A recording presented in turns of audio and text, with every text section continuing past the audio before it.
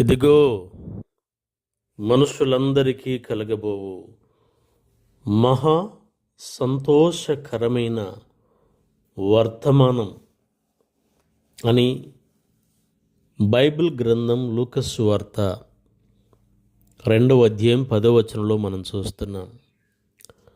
మనుషులందరికీ సంతోషం, మహా సంతోషం ఏమిటి అనగా క్రీస్తు ప్రభు పుట్టుక.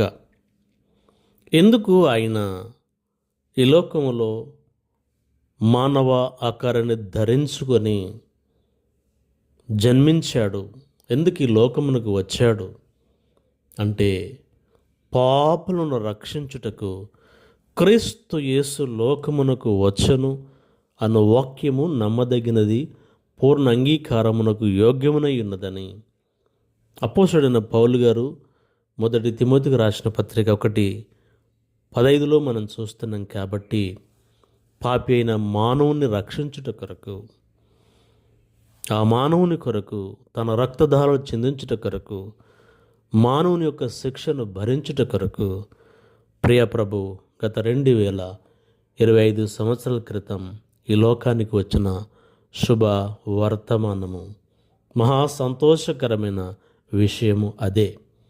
కనుక వాక్యం వింటున్న నా సహోదరి సహోదరుడా, నీకు సంతోషం లేదా? మహా సంతోషము లేదా? నెమ్మది లేదా? శాంతి లేదా?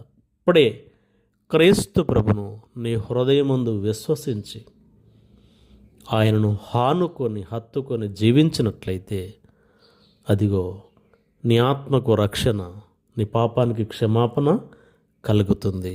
శాంతి సమాధానముతో ముందుకు వెళ్ళగలవు. ఆత్మీయ భౌతికంగా మేలు కూడా పొందుకోగలవు. కనుక సమయాన్ని వ్యర్థం చేసుకోక క్రీస్తు ప్రభును హృదయములో చేర్చుకొని సంతోషమును, మహా సంతోషమును, నెమ్మదిని, శాంతిని పొందాలని ప్రేమతో మనం చేస్తున్నాం. God bless you.